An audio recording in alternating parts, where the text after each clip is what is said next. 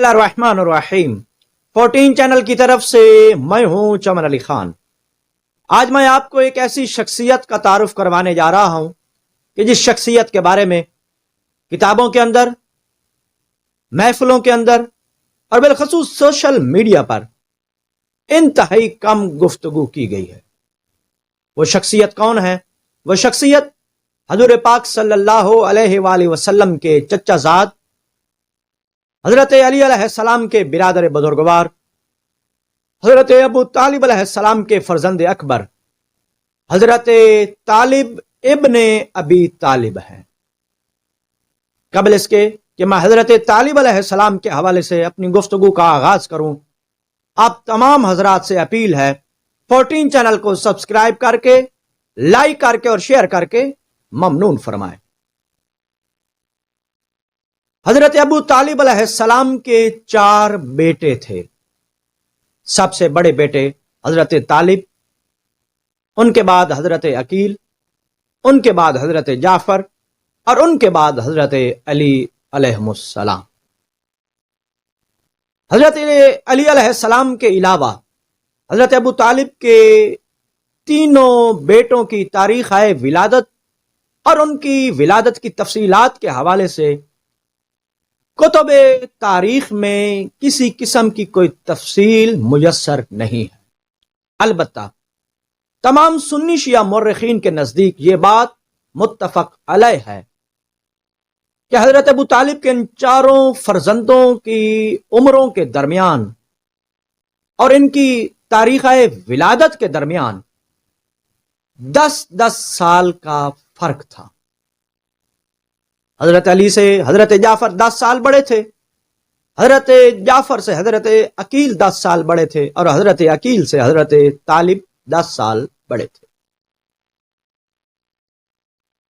جناب سیدہ خدیجہ الکبریٰ سلام اللہ علیہا سے شادی کے بعد حضور پاک صلی اللہ علیہ وآلہ وسلم نے ہل جزاء الاحسان الا الاحسان کے تحت حضرت ابو طالب علیہ السلام سے تعاون کرنا چاہا، اور اسی سلسلے میں انہوں نے حضرت عباس اپنے چچا سے مشاورت کی۔ حضور پاک صلی اللہ علیہ وآلہ وسلم اور حضرت عباس ابن عبد المطلب کی باہمی مشاورت سے یہ طے ہوا کہ ہم دونوں حضرت ابو طالب کے پاس جاتے ہیں اور ان سے ان کے بیٹوں کی ذمہ داری کا بوجھ ہلکا کرتے ہوئے ان کے بیٹوں کو اپنے ذمہ لے لیتے ہیں۔ اسی مقصد کے لیے حضرت ابو طالب کے پاس حضرت عباس بن عبد المطلب اور حضور پاک صلی اللہ علیہ وآلہ وسلم تشریف لے گئے۔ مختصر یہ کہ حضرت عقیل علیہ السلام کو حضرت ابو طالب بے پناہ چاہت کی وجہ سے اپنے سے جدا کرنے کے لیے تیار نہ ہوئے، لیکن حضور پاک صلی اللہ علیہ وآلہ وسلم کے اصرار پر حضرت علی علیہ السلام کو ان کے سپرد کر دیا، اور حضرت عباس نے حضرت جعفر، جنہیں جعفر طیار بھی کہا جاتا ہے، ان کی پرورش کی ذمہ داری اپنے کندھوں پر لے لی۔ اگرچہ سیرت ابن ہشام میں یہ جملہ بھی اضافے کے ساتھ ملتا ہے کہ حضرت عباس ابن عبد المطلب نے صرف حضرت جعفر کو ہی ساتھ نہ لیا تھا بلکہ حضرت طالب کو بھی ساتھ لیا تھا، لیکن اس بات کی جانب بھی متوجہ رہیے کہ یہ جملہ کہ حضرت طالب کا حضرت عباس کو اپنے ذمہ لے لینا، یہ صرف سیرت ابن ہشام میں پایا جاتا ہے، باقی سیرت یا تاریخ کی کسی اور کتاب میں جملہ موجود نہیں، اور سیرت ابن ہشام کے پاس بھی اس بات کا کسی قسم کا کوئی حوالہ یا ماخذ موجود نہیں ہے۔ حقیقت تو یہ ہے کہ حضرت طالب جب قریب الشباب ہوئے تھے تو انہوں نے اپنی طبیعت اور اپنے مزاج کے تحت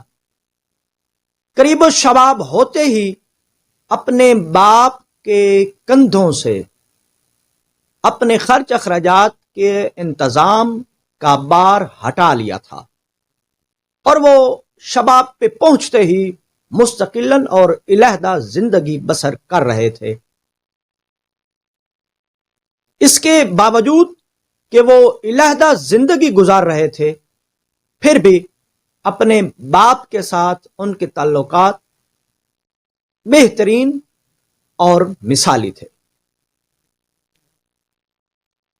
बाद अज़ां इस बात की जानिब भी तवज्जो रहे कि हजरत तालिब अलैहिस्सलाम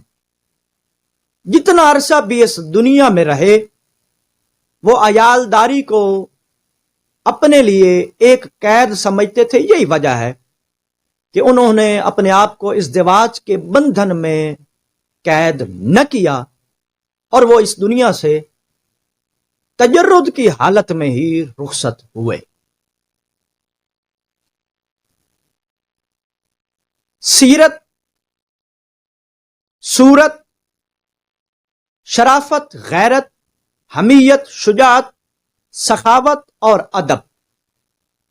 ये वो चीजें हैं कि जो बनु हाशिम के लिए तुर्राए इम्तियाज, तमगाए शराफत और मेयारे सयादत थीं। और ये तमाम औसाफ जनाबे तालिब अलैहिस्सलाम की तबीयत में कामिल जज्बात के साथ मौजूद थे। जंग बदर में मुशरिकीन मक्का बनु हाशिम के चंद अफराद को बाजबरो इकराह अपने साथ लाए थे और यही वजह है कि सुन्नी शिया मुर्रिखीन ने ग़ज़वा बदर की तफसील के बाब में यह लिखा है कि हुज़ूर पाक सल्लल्लाहु अलैहि वसल्लम ने जंग बदर के आगाज से पहले ही अपने सहाबा को यह हुक्म दिया था कि कुछ हाशमी अफराद और कुछ और लोग वो हैं कि जिन्हें मुशरिकीन मक्का जबरदस्ती अपने साथ लाए हैं, लिहाजा दौरान जंग उन हाशमी अफराद के साथ और खास दीगर अफराद के साथ किसी किस्म की तारीज न की जाए। यही वजह है कि हम देखते हैं कि जंगे बदर के मौका पर बजाते खुद कुफार मक्का और मुशरिकीन मक्का में से बाज अफराद ने इस बात का इजहार किया था कि वो हाशमी जो हमारे साथ हैं, अगरचे जाहिरन वो हमारे साथ हैं, लेकिन उनके दिल अपने चच्चाजाद हजरत मोहम्मद के लिए धड़कते हैं और वो दिली तौर पर, बातनी तौर पर हजरत मोहम्मद के साथ हैं। जब इस किस्म की तारीज का इजहार मुशरिकीन मक्का की जानिब से किया गया तो हजरत अबू तालिब के फर्जंद अकबर हजरत तालिब अलैहिस्सलाम, जो कि बाजबरो इकराह उनके साथ लाए गए थे, उन्होंने इस तारीज को अपनी शराफत और खानदानी वकार के मनाफी जाना और उस वक्त उन तारीज करने वालों से हजरत तालिब अलैहिस्सलाम की अच्छी खासी बहस हुई। नतीजतन हजरत तालिब अलैहिस्सलाम ने उसी वक्त जंगे बदर के आगाज से पहले ही अपने आप को जाहिर बजाहिर भी लश्कर मुशरिकीन मक्का से जुदा कर लिया था। यहां पर एक सवाल सामने आता है कि अगर जनाब तालिब अलैहिस्सलाम खलूस के लिहाज से और ईमान के लिहाज से कामिल अकमल थे, तो फिर क्या वजह है कि मुशरिकीन मक्का से जुदा करने के बावजूद भी वो जाहिर बजाहिर लश्कर इस्लाम में शामिल क्यों ना हो? उन्होंने लश्कर इस्लाम में शमूलियत क्यों ना इख्तियार की? तो याद रखिए, इस सवाल के जवाब के तौर पर कुछ ऐसी चीजें हैं जिन पर गौर करना आपके लिए इंतहाई जरूरी है, और जब आप उन चीजों पर गौर करेंगे तो आपके सामने जनाब तालिब अलैहिस्सलाम का हकीमाना फेल अपनी पूरी हिकमत के साथ वादे हो जाएगा। याद रखिए, मुशरिकीन मक्का की तारीज के जवाब में हजरत तालिब अलैहिस्सलाम का इलहदा होकर خاموشی اختیار کر لینا اور غیر جانبدار ہو جانا ان کے لیے کسی قسم کے لیے قابل اعتراض نہیں ہو سکتا۔ کیوں؟ کیونکہ اگر یہ بات ان کے لیے قابل اعتراض ہوگی تو پھر یہی اعتراض حضور پاک صلی اللہ علیہ وآلہ وسلم کے چچا حضرت عباس ابن عبد المطلب کے لیے بھی آئے گا، جبکہ ہم دیکھتے ہیں کہ حضرت عباس ابن عبد المطلب جنگ کے آغاز کے بعد بھی مشرکین مکہ کے ساتھ رہے، یہاں تک کہ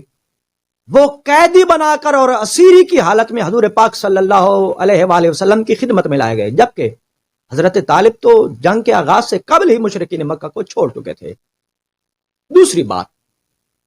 اگر حضرت طالب علیہ السلام مشرکین مکہ کی تعریض کے جواب میں اور اس تعریض سے متاثر ہو کر لشکر اسلام میں شامل ہو جاتے اور ظاہری شمولیت اختیار کر لیتے تو پھر مشرکین مکہ کی وہ تعریض حرف با حرف، لفظ با لفظ درست ثابت ہوتی، کیونکہ جناب طالب علیہ السلام چاہتے تھے کہ مشرکین مکہ کی یہ تعریض لفظ با لفظ غلط ثابت ہو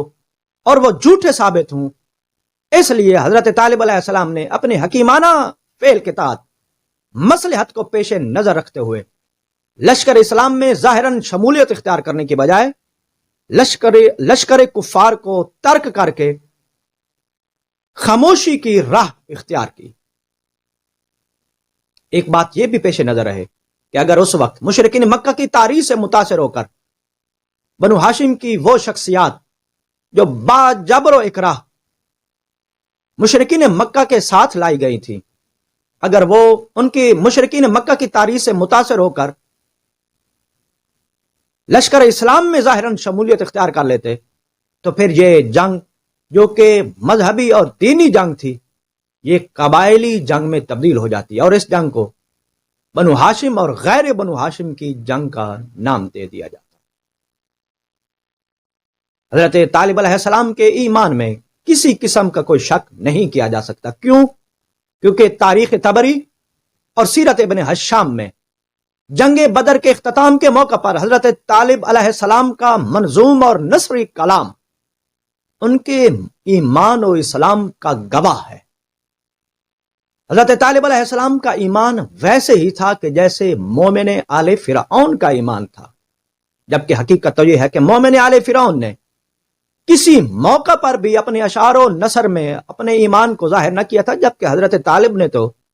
اپنے کلام میں باقاعدہ ایمان کا اظہار کیا تھا۔ حضرت طالب علیہ السلام کے حوالے سے زیادہ تفصیلات تاریخ کی کتابوں میں نہیں، یہی وجہ ہے کہ حضرت طالب علیہ السلام کو مفقود الخبر کہا جاتا ہے۔ اتنا آخر میں ضرور عرض کروں گا کہ جس معاشرے میں اور جس علاقے میں اور جس ماحول میں حق و باطل کی تفریق نہ ہو رہی ہو اور جس معاشرے میں سچ و جھوٹ کی پہچان نہ کی جا رہی تھی، اور وہ لوگ کہ جو حضور پاک صلی اللہ علیہ وآلہ وسلم کی صداقت اور امانت کی گواہیاں تو دیتے تھے لیکن انہی کے کہنے پر توحید و رسالت کی گواہی دینے کے لیے تیار نہ تھے، ایسے منافقانہ ماحول میں اور گھٹن زدہ ماحول میں رہنے کی بجائے اور جینے کی بجائے حضرت طالب علیہ السلام نے ہستی محدود کو ختم کر کے عالم بقا کی دائمی منزل پائی تھی، اور اس طرح سے وہ مفقود الخبر قرار پائے۔ حضرت طالب علیہ السلام کے حوالے سے میری معروضات اختتام کو پہنچی۔ امید کرتا ہوں یہ گفتگو حضرت طالب علیہ السلام کے حوالے سے آپ کی معلومات اور علم میں اضافے کا باعث بنے گی۔ والسلام علیکم ورحمۃ اللہ وبرکاتہ۔